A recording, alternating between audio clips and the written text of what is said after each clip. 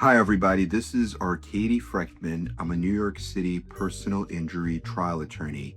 And today I'm bringing you the latest news. It's a verdict out of Florida.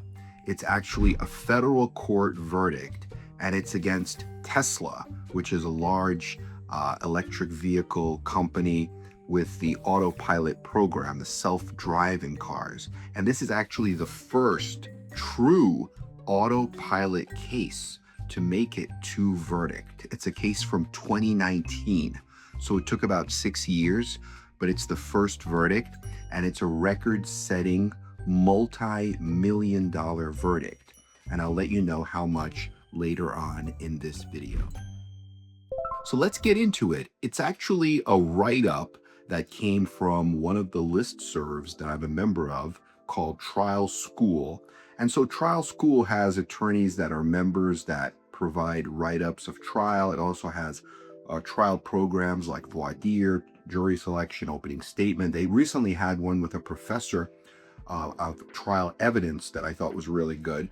So it's a very helpful program, and this is their listserv where people exchange information. So this was a write-up by an attorney out of Florida. His office is in Miami. The facts are that it was a crash that happened in 2019, and there was a young couple that was coming back from a day of fishing in the Florida Keys, and they were standing next to their car, an SUV, kind of like a clearing off of the road, and they were struck, the pedestrians were struck by a Tesla Model S that was being driven on autopilot. And there was a lady who was 22 years old. She was instantly killed. And the man was 26, and he suffered horrific, life-changing, forever injuries. So very tragic case. The verdict came down after a 3-week trial in the Southern District of Florida. So it was a federal case, which makes it even more difficult, right? Because federal court is more strict. The jurors are more conservative, but they ended up getting a really good verdict. And so, the write-up talks about the attorneys that were involved in the case. There were 4 attorneys. The writer, the attorney who's writing this, was, he was part of the case, and he had 3 other attorneys. He had one attorney that was an appellate attorney who was just there to make arguments. And he also kind of argued some of the motions in limine, some of the trial motions, and he was thinking about what would happen if this gets appealed to try to keep everything, proper so that you don't have any issues later on appeal, which is very smart, right? Because if you have a big case like that, that's what you want to do. Because if you don't do that, then what happens is, okay, you might get a great trial victory, right? Hundreds of millions of dollars, whatever. But then it's not going to stand up on appeal. So then what's the difference, right? And a lot of the trial lawyers, they're not also appellate lawyers. Appellate law is a very specific, very intricate type of law. So it's almost like you have to have both. And on the bigger cases, they did have a really good appellate lawyer. And then they had 2 trial lawyers. They had one who was, I guess they called him kind of like the Yoda, because he was giving guidance, and he had an ability to know and predict what was going to happen in the future. And he was also a tech wizard. So he was, doing all the computer and all the, I guess, animations, computer related stuff. And then another lawyer who actually, I know him slightly, like I know his firm. We actually have a few cases together. He's out of San Diego. And he was the lawyer who was doing the opening statements, the closing arguments. He was also cross-examining a lot of the main witnesses. So let's get back into the facts. He starts with the facts. I'm kind of following the way I'm modeling this video is kind of following the write-up. So that's what he did. He kind of gave a brief overview of the fact, then he introduced the people involved, and then he got back into the specific facts. So he basically said that, 4 months before the 2019 crash, the driver of the Tesla, he bought the Model S, and he paid $5,000 extra for this enhanced autopilot option. And that was because he had a long commute, because his office was in Boca and his home was in Ocean Reef. So it's like a 2-hour commute. So he thought, well, let me get this self-driving vehicle, right? It's a 2-hour commute each way. I want to be able to relax, maybe take calls, so spend the time wisely, which makes sense. The route took him down this road called Carg Sound Road, which is a narrow 2-lane stretch of highway connecting the mainland to Key Largo. And it ends at a T intersection with a stop sign, a flashing red light, overhead light, and then a large reflective end of road sign. And so just past all these signs is a dirt clearing where people commonly park. And on the night of the crash, it was near pitch black. So it was really hard to see. So the clients, the man and the woman, the clients had just returned from a day of fishing in the Keys, and they were headed back to Miami. So what they basically did, they think it's unknown, but they think that they might have stopped just to like look at the stars, just relax a little bit before taking the final stretch of the drive back home. And so they parked in the clearing on the top side of the T intersection behind the signage, and they were standing outside their SUV. And then the driver of the Model S, the Tesla, on autopilot, blew through the stop sign going 62 miles per hour in a 45 mile an hour speed limit area, 45 mile an hour zone. His foot was on the accelerator, and he slammed into this SUV that was parked, which in turn slammed into the clients, killing one and horrifically injuring the other. So that's how the incident happened. Now, the driver of the Tesla admitted his fault instantly on the scene. There was body cam footage that was played numerous times at trial. And he said that, he ran the stop sign while looking for his dropped phone, and he had lost track of where he was. And the body cam footage also showed the horrific scene as it related to these two clients that were hit, and one was killed and one was tragically injured with a brain bleed, a shattered pelvis. This is the man the lady was killed, and the man had the brain bleed, shattered pelvis, a jaw fracture, and a lot more injuries. So really bad injuries. He had post-traumatic stress disorder, PTSD, chronic pain, and the long-term consequences of a TBI. So now Tesla's defense of this, and their defense was basically saying, look, the driver was 100% at fault. And it's really not a tough argument given these facts. Tesla was saying, look, the driver admitted that he was at fault.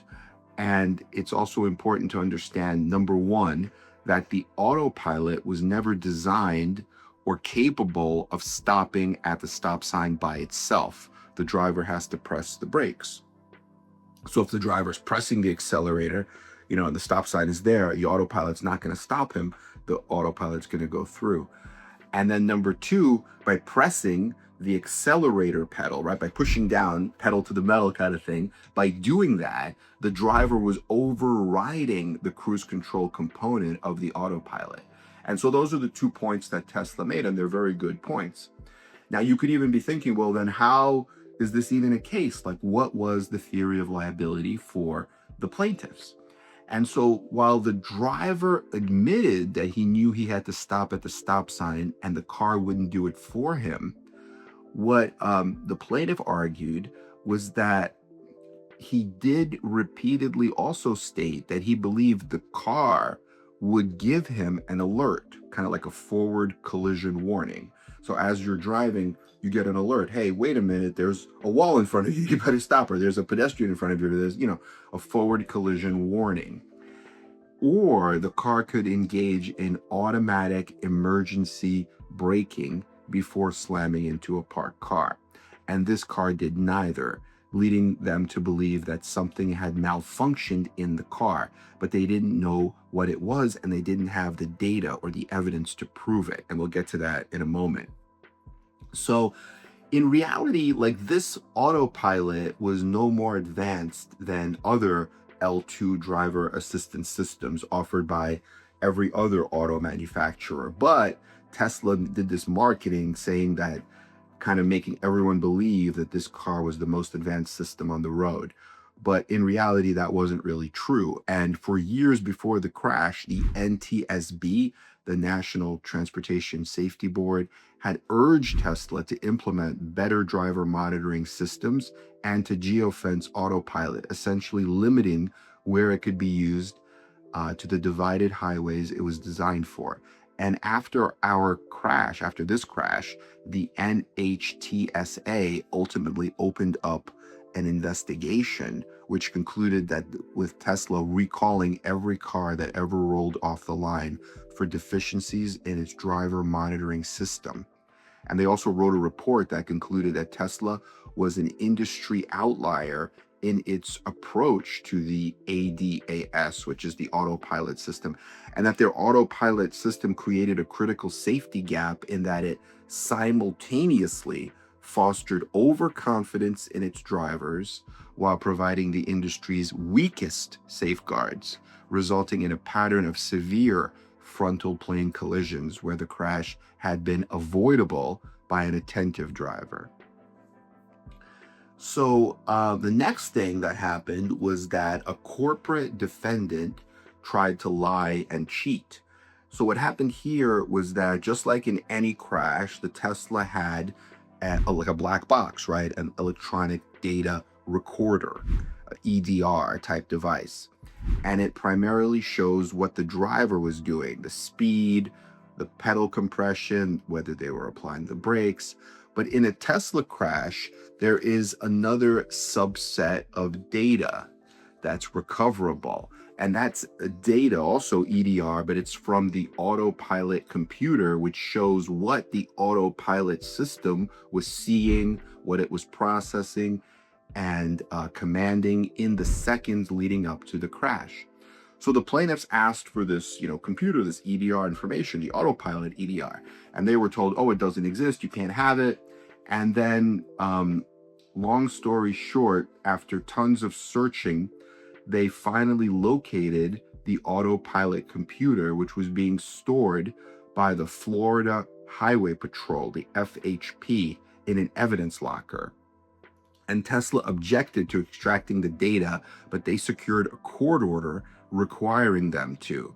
So then, anticipating that Tesla and their lawyers may engage in shenanigans, they were able to find and retain like an expert who was almost like a white hat hacker, who made a name for himself in the online community as being able to hack into Tesla's Autopilot computers and extract relevant data.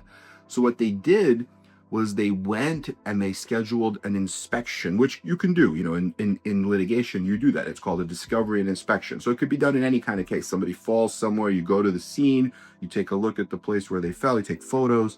So that's known as a discovery and inspection. So they scheduled an inspection. At the inspection, Tesla and its experts were also there. Tesla's experts were there, but they had their experts remove the memory chip from the Autopilot ECU and place forensic copies of it onto a flash drive, onto two flash drives. So one flash drive was for them and one flash drive was given to the other side. And they were able to instantly secure the Autopilot data as well as a log showing that Tesla had received the data within minutes of the crash. But they didn't tell Tesla about this, right? They just waited until the date in the court order where Tesla was supposed to give them the extracted data. And what happened was they got an official letter from Tesla's lawyers telling them that there was no recoverable data, no Autopilot data that was recoverable. And then, so they thought, look, this is ridiculous. Tesla is almost like betting that we're not going to be able to recover this on our own, because it's all like cryptic. If you need like a hacker to get it, right? It's on this ECU, ECR, EDR, ECU, whatever you call it, this kind of like black box data. It's very complicated to extract. So they're betting, Tesla is betting on the fact that the plaintiff's attorneys are not going to be able to extract it ourselves. And they're saying it's not recoverable. So then what the plaintiffs did was, because they did recover it, they filed a motion for Rule 37 sanctions, complete with all the data that Tesla had said they can't provide. That was in the motion, right? And they said, look, this is ridiculous. These guys are litigating in bad faith. They're supposed to give us this discovery. They're saying they don't have it. But here it is. We have it. And they're saying they don't have it. So what happened is then they had subsequent depositions. And they learned in the depositions that, number one, there was no such thing as a partial transmission. That Tesla knew that it had some of the data meant that it had all of the data. And number two, Tesla's representation that it did not have the data was in part because somebody at Tesla had taken the affirmative action to delete the data from its server, right? That's the only way it would disappear. Like there's no way you could not have it. That's the only way, because I guess it goes on the server, but it also goes into that black box. It goes into both places, and then they recovered the box from the Florida Highway Patrol locker. They extracted the data. They put it on the flash drive. Just Tesla didn't know that they could do that, right? That their expert was that good, this hacker guy. So they said, look, there is no data. So that Tesla was obviously lying and obviously trying to destroy evidence, which, you kind of see that in a lot of cases. Sometimes when these defendants say we don't have this information, whether it's surveillance, whether it's something else, you have to always look a little bit deeper. Don't just give up, because a lot of the times these things do exist.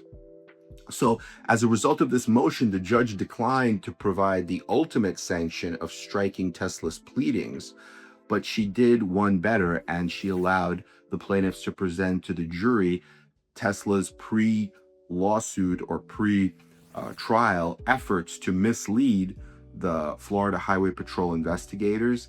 Then in trial on consecutive days, Tesla's lawyers actually made errors by asking questions trying to suggest that Tesla had been cooperative all along, but it was the plaintiff's lawyer's fault for not being more diligent in obtaining this evidence. So that opened the door, right? Because if they argue that, wait a minute, well, now it opens the door. Now I could say, no, this is what really happened. And then they could present evidence of the entire cover-up. And so it was unbelievable. Basically, the expert on the stand said that this ECU EDR data from the Autopilot was like a treasure trove. So what it allowed them is it allowed the plaintiffs to create an augmented video, kind of like a dash cam video of the crash happening, but it was overlaid with data from the Autopilot ECU.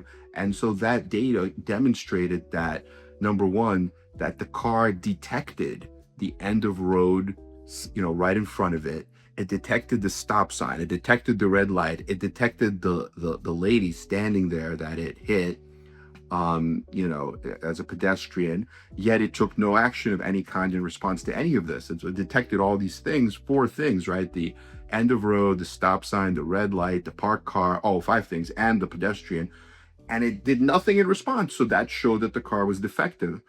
And then he mentions there's actually another article that talks about, he gives a link to another article, which I did not read, but it talks about how Tesla withheld data, lied, and misdirected police and plaintiffs to avoid blame in an Autopilot crash. So I might read that article, and if there's additional information, we could do another video about that. But what they did was they did focus groups also before the trial. And the focus groups, what they told the plaintiff's attorneys is that some of them said, look, I can't apportion liability based on these facts to Tesla, but what I want to do is I want to know if I could still punish Tesla, because this is really egregious what they're doing. This is misleading, and this marketing material is really misleading to say that we have this amazing autopilot system where it's not really amazing. It's the same as everyone else, right? Honda, whoever. Toyota, everyone has this, even Ford or whoever's the, I don't know, Hyundai, whoever's the worst company. So basically, the strategy from that focus group became they have to, number one, concede the driver's clear negligence, right? The driver of the Model S was completely at fault. They conceded that. They have to accept that the best thing would be a 50-50 split for them. They can't do better than that. And get the jury mad to light up both the compensatory and punitive awards, right? You want to get compensatory and punitive, but you got to get the jury mad. So what happened was the jury returned a verdict. The verdict was $129 million in total compensatory damages, with 33% fault against Tesla, the company, and 67% against the Tesla driver, who was a non-party. I guess he wasn't sued.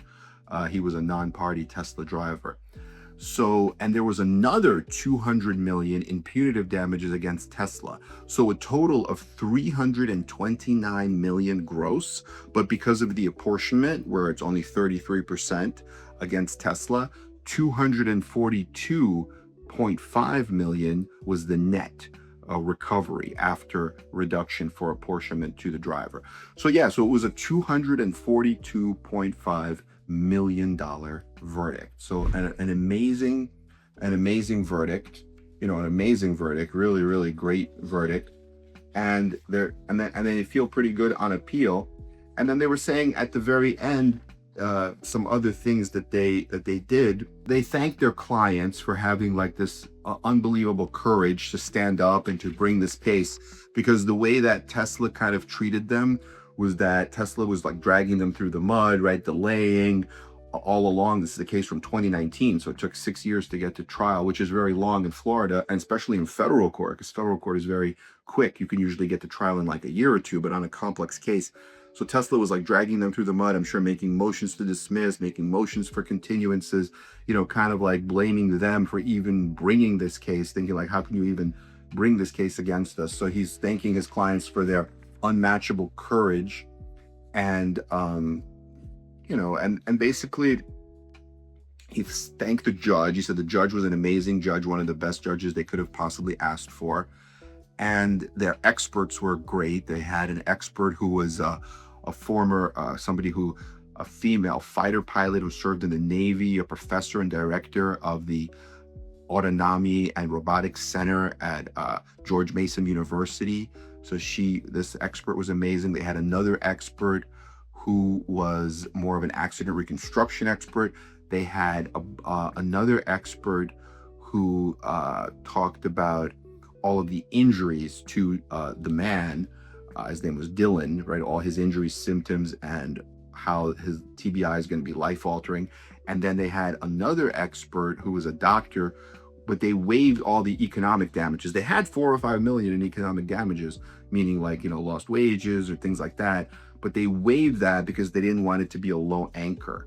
So they got rid of the economic damages as a strategy. And I guess it worked because the verdict was much bigger, right? It was 240 million. And so, yeah, so that's about it. I mean, and he goes on to say that he did some programs. He did one about the earplug litigation, the 3M earplug litigation. This was a program that he did at trial school. And he also did a voir dire program. And he thanks like trial school for those programs and how helpful they would be. And so, and also that the attorney, the main trial attorney, who delivered the opening and closing arguments, watched another attorney's video on trial school, because he's from San Diego. He's a California attorney, but he was trying a case in Florida, applying Florida law. So he watched this other attorney's video on how to avoid reversible error in closing statements specific to Florida law. And he said he wants to credit that attorney. Also, that was on trial school, I guess, that video. And he said that was really, really helpful because it left Tesla with no ammunition in its motion for mistrial or in any type of motion to like set aside the verdict, or because everything was done properly, right? I think it's an interesting case because, I mean, number one, it's just interesting because it's a big verdict. It's against a company we all know about, Tesla.